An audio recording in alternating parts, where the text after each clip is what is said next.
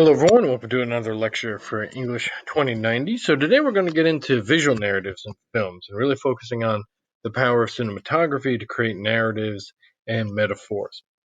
So, what we're going to look at first is a concept called mise en scène, which comes from theater. So, just to kind of get a few ideas down, what is cinematography? It's the art or technique of motion picture photography. So, the director, being the chief creative person for a movie, is in charge of the cinematography with the director of photography or cinematographer, those terms sometimes are interchangeable, being in charge of the actual camera, lighting, and of course, electrical crews. So again, not always, right? Especially for independent films, a lot of times they're going to be the same people, but sometimes they'll have a bigger crew. But basically, telling a story of film isn't just about recording the action. So this is when we get into the kind of more artistic and theoretical aspects of film. It's also about how the images are captured. So in film and television, we have cinematography, and that's what this is kind of discussing. So, just as a reminder, what is a metaphor? Again, a metaphor in general is a figure of speech that makes an implicit, implied, or hidden comparison between two things that are unrelated, but which share some kind of common characteristic or characteristics. In other words, a resemblance of two kind of contradictory or different objects is made based on a single or some kind of common characteristics, of course. In literature and film, it can also be a figure of substitution in which one object is put for or said to be another. So, for example, pulling from the racer, we have this kind of passage, right? Hank was giving a last-minute shine to the needle-sharp Durasteel horns protruding from the front fenders.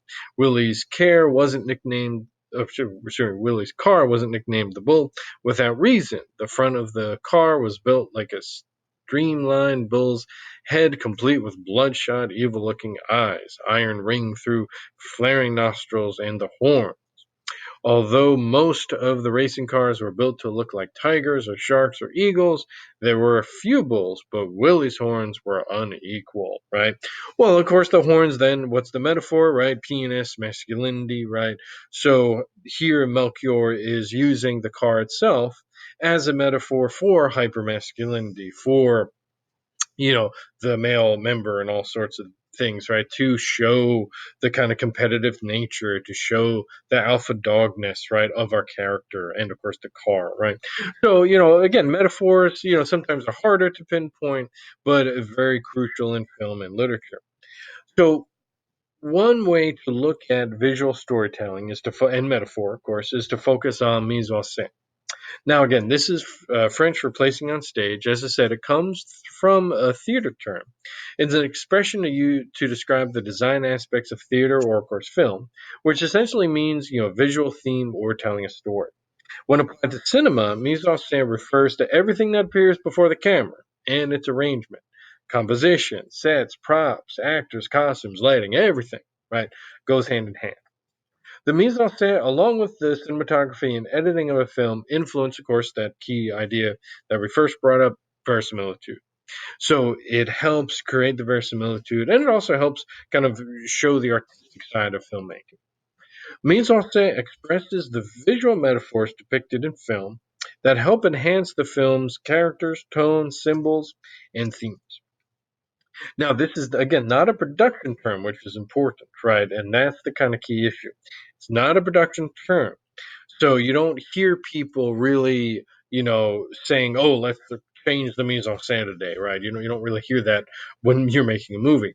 This is something that the cinematographer is thinking about working on. This is something that the director and screenwriter are doing when doing storyboards and all sorts of things, right? They're thinking about the visual composition, right? But it's not a production term itself. So nowadays, of course, from the workers who build sets to the CGI designers and everybody in between, right? Actors, costume designers, everything again is a result of mise en scène, right? This collaboration of many film professionals creates the mise en scène. right? Because sometimes what a director and cinematographer think they're shooting, right, an editor could easily change, right, or a CGI designer could easily change. So everything there. So again, what's the visual metaphor, right? What's the narrative being conveyed in this shot, right? Again, notice the fists, right? Again, thinking about theme and motif, that's going to be very important, right? One of the first images we see of Death Race is a man clenching his fist. We get the fist insignias right on his kind of religious robe, right? So we know this is an aggressive society, right? We know this is a society that loves fighting, aggression, right? And battling, right? And that's going to be important. And how do we depict that? Through the mise en scène, right? Through the visual metaphor. Now, it's also with tone, right? So notice here, right? Instead of, the racing cars, instead of the roads and the buildings, right? When we have a moment when these two characters are actually being sincere, what do? We change the mise en scène, we change the setting. So when we get a moment where Frankenstein and the navigator are really being at a very vulnerable point and the most sincere part in the movie, what do? We take them to serenity, right? We take them to serene settings, and now we have a much more important mise en scène going on, right? And so we use the setting itself, even if it's a natural setting, to create this tone, the mise en scène, right? Now, again, too, notice he's always ahead of her, so we get that visual metaphor that she's always trying to catch up to him. She's always trying to figure out his plans.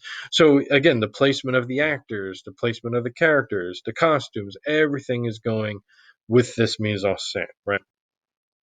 We could also do it for characterizations. So let's take a look at the difference between our kind of female leader versus our male leader, right? So we have the president of America, who's again enshrouded in smoke a lot. Color scheme is weird and distorted, right? A kind of weird orange, weird glow to it, right? He's supposed to be a very mysterious and ominous character, right? Whereas our heroic female leader, right? Again, notice even when we first get her, right, she's in black and white, old timey, right? So the mise en scène, right? Again, the color scheme, the of course background, right? She has the American flag. Remember, he's always next to the new American flag with a fist on it. So, because of how these characters are introduced and depicted, we immediately get the mise en scène. We immediately see, okay, this character is supposed to be a good person. This character we're probably not supposed to trust, right? And again, that's with through the smoke, through the coloring, through the background, through even their clothes, right? And again, very similar in terms of conservative dress. So we know they're kind of, the leader, but very different in terms of how he's addressing. Again, even though he has the open arms, right? He's enshrouded in smoke, so there's the metaphor there that you can't trust him. Where she, notice that she's not open arms, but she's trustworthy. Why? Because we know she's a voice of freedom. Why? Visually, metaphor, because of the flag. And so again, time and time again, right? Movies will reinforce aspects, right? Through these kind of moments. And again, even with the theme and symbolism, right? Notice again how our president, right, always in front of not the real American flag, but the force, the fighting American flag, right? The war, the violence, right? Same thing, right? Notice how, again, the mise en scène, we, even with the open arms, we always have that violent. Notice, of course, too, how they raise a flag. It's not an open palm over the heart. It is a fist, right, over the heart. So everything visually is being reinforced that these people are bad, these people are aggressive, these people are not true Americans. And so we can see through every shot, right, that it should tell a story in some way. And that's how mise en scène works, right? Every story, or excuse me, every shot, a story. So just kind of think about this kind of concept and think about, again, a lot of times metaphors are sometimes hard to discern. So you want to just kind of train your eye to look for these ideas. So mise en scène affords directors more opportunities to be artistic, whether the film is made for mainstream audiences or avant-garde ones, right? A lot of people really care about the mise en scène, right? Again, while the term originates in theater, it is not until the 1950s when film critics in the French film magazine Cahiers de Cinéma, sorry, I can't pronounce French too well, began using the term. So again, it's still somewhat of a new term, but a very important one. It's a crucial term for film studies to help think about how directors and cinematographers create visual stories and metaphors in film. And again, every shot should tell a story. That's the kind of idea. Other ways that we create mise en scène in film is using photography kind of ideas. So rule of thirds, composition theory, and of course the quadrant system. So what are these? Well, the rule of thirds, if you ever played around with your camera or played around maybe with your phone, right, when you see this grid, that's what it's doing, right? It's a fundamental composition principle that most photographers and cinematographers use to create a shot. Not all of them, because some people don't like this idea or like it to only a certain extent. The guideline proposes that an image should be imagined as divided into 9 equal parts, right? By, of course, 2 equally spaced horizontal and 2 equally spaced vertical lines. And the intersections are what create dynamic ideas and very pleasing images. All important compositional elements should be placed along these lines or their intersections, again, to create pleasing and interesting shots.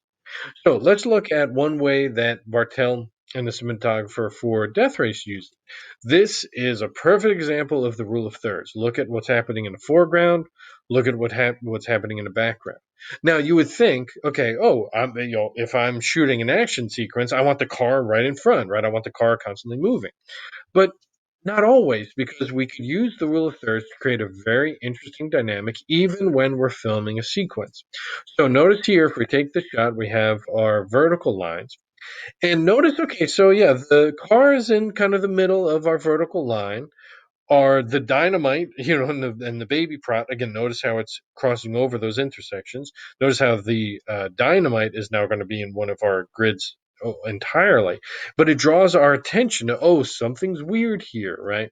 And if we do our horizontal lines now, notice again this grid, right? And this is what we're doing. So notice how the baby's head is on the intersection. Notice how the dynamite is in this section, right, on its own. Notice how the car is in the upper middle on its own. And every other kind of idea that we're really trying to draw attention to, the fake food and everything, is in, it's again on this intersection. So this is how the rule of thirds works. So if I'm going to try to create a very visually interesting shot, I'm not going to just have the car at the center, or I'm not going to have the dynamite in the center, right? I'm going to have it in different areas of this grid, and our eyes are going to be drawn to every kind of aspect, right? Every intersection, as well as every grid, and we're going to be like, ooh, something's going on here. Oh, what's happening over here? What's happening over here? What's happening over here? So it's just a way to create interesting shots, right? And so again, I posted a video which will kind of further reinforce this idea. Time and time again, even, and again, this was very important, even independent filmmakers, even people who are making just kind of fun, goofy films, they're going to be using this rule because it creates interesting visuals. So we have here one of our first kind of action moments with our antagonist, right? Machine Gun Joe. Notice how again where the intersections, right? How he could be dead centered, and that's what amateur photographers and directors do, right? They just put everybody in the center. What more sophisticated minded directors do is no, wait, let's do something a little bit different. We could have some space. It's okay to have space. We don't always have to have our actor in the middle of our shot. We can have him to the side, and then it creates, again, another kind of interesting, just kind of feel to it, right? And again, because of he's on these intersections, it creates our eye, and then we know something's going to be happening over here. So it just helps create a kind of interesting shot, right? Important too, framing. So the rule of thirds could also help to place our main actors versus our secondary characters. So notice how if we do our vertical, right, our main actor who's making the most money is in the center. Our secondary characters, one who's more relevant to the plot, is relegated not to the center, but we still at least see her face. And then our other secondary character, who's again, a little bit relevant to the plot, but not as many, much dialogue. What are we doing? We're having her look to these characters. So we're dividing the screen very politically in this case, right? Our main male character, main male protagonist, right? Of course, the actor who is making the most money is centered, our other actors are not, right? But of course, too, even just within the shot, though, we're doing the rule of thirds, right? Because we're following, again, a much more interesting shot, right? Where we things are going on in each section, right? And so our eyes are moving, our eyes are kind of figuring out what's happening in the visual. Notice too, again, the sinister flag right in the background. And so we get, of course, the mise en scène right here, where again, this is done deliberately, but we're also using the rule of thirds to kind of place our actors in important aspects, right? And so there's just so many different ways that we could use the rule of thirds in our kind of photography and in our films. Now, static composition is another way we could create kind of interesting visuals. Again, not every artist and photographer likes the rule of third. They like to follow different ideas. And some people will use these kind of dynamic and static compositions to help create ideas as well. So, this case, the majority of lines on the page are horizontal or vertical. The theory asserts that dominating horizontal and vertical lines have a soothing, calm, tranquil effect on the observer. So, again, using our visual now when she's in color, right, we have a very static shot. Notice how, she's in the center frame, even though we have a slight diagonal here. It's very static, right? There's no real movement, right? There's no real pop to this image. It's just very straightforward. Why? Because she's the leader, right? She's supposed to be the one who's calm. She's supposed to be the one who's bringing peace and so forth, right? So what are we going to do? A lot of times when we frame her, it's going to be in a very static composition to create a calming effect, right? Now, when we get to the kind of opposite, when it's dynamic, right, we're going to do something different. There's going to be dominating diagonal lines. So this idea is trying to create unsettling kind of feeling. It could also result in a sense of movement, energy, excitement, right, that generates from a dynamic composition. It also could be used to create claustrophobic feeling or disorientation, right? What you'll hear and you'll probably see a lot too. We won't get into it just because we don't have time, but there's something called the Dutch angle, which just creates instant diagonals, and you're supposed to know that the character's a villain. If you ever watch the '60s Batman, every time a villain's on it, it's a what we call a Dutch angle to create these kind of diagonal villainous ideas, right? This orientation. This is a perfect example. So we're at the start of the race. What are we gonna do? Use dynamic composition. We don't want things flat. We don't want things calm. We want things energized. We want things exciting. So what do? We have a very dynamic shot. So all these images are seeing the shadows, the road, right, the cars, the way our actors are walking, the way the fence is shifting. Everything now is diagonal, right? It still follows the rule of thirds, but in this case, it's a more dynamic composition because we have dominating diagonal. So it creates again a sense of movement, even though it's a again still shot, but it's still now creating a sense of energy and movement because of these diagonals. So again, artists will always play around with these kind of ideas. Other ways that we could also create kind of important mise en scène ideas are high angle and low angle shots. So a high angle shot looks down on a subject from a high angle, and the point of focus often gets kind of swallowed up, right? High angle shots can make the subject seem vulnerable or powerless when applied with the correct mood setting and effects. This shot is a great example of this, right? We have our kind of weenie, he's trying to be a good guy, but he's just a failure. So what do? A lot of times when he's on screen, we use the high angle shot, right? She's in charge. He's defying her orders, and he's not going to win. So what do? We signal to the audience that he's a vulnerable character by placing him in high angle shots. And again, it's just another way that creates kind of an important aspect. The reverse, of course, is low angle shots. So notice how victorious and awesome this character looks because we're using a low angle shot. So low angle from a camera, from a camera angle positioned low, right, on the vertical axis, anywhere below the eye line looking up. That's what we mean by a low angle shot. Sometimes it's even directly below the subject's feet to make it look powerful. Psychologically, the effect of the low angle shot is to make the subject look strong, fierce, powerful, and so forth. And again, this is no exception. When our character wins, right, he beats the evil president, what do? We show his power. And so, again, it's always kind of very interesting how cinematographers, directors play around with composition.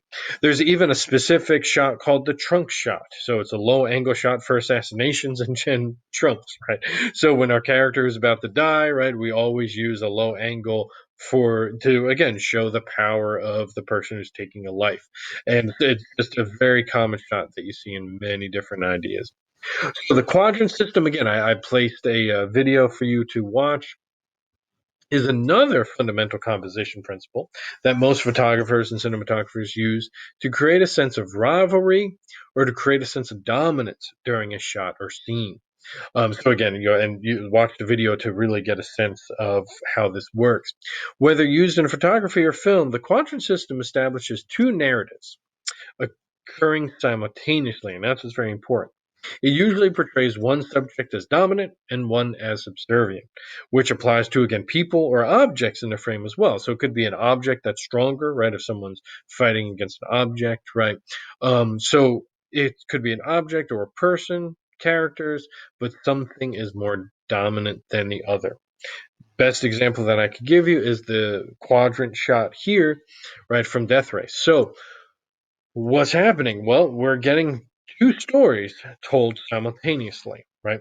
So when we get our left and right kind of aspect for the quadrant, we have our hero, right, who's knocked out, of course, our navigator, right? So trying to protect her. So he's trying to save his life, but he's also trying to protect her and save her life. So we have that rivalry. Of course, she didn't want that, right? So he knocked her out. So we have that kind of story going on too. The other composition is then the rivalry between the plane, right, and then the car, right? So in this action sequence, again, the plane is always going to be in this upper part of the quadrant, and then the car is always going to be shot in the lower part of the quadrant to create that sense of rivalry, right? Because right now, of course, too, we have the car battling the plane. So it's just a very simple way, right?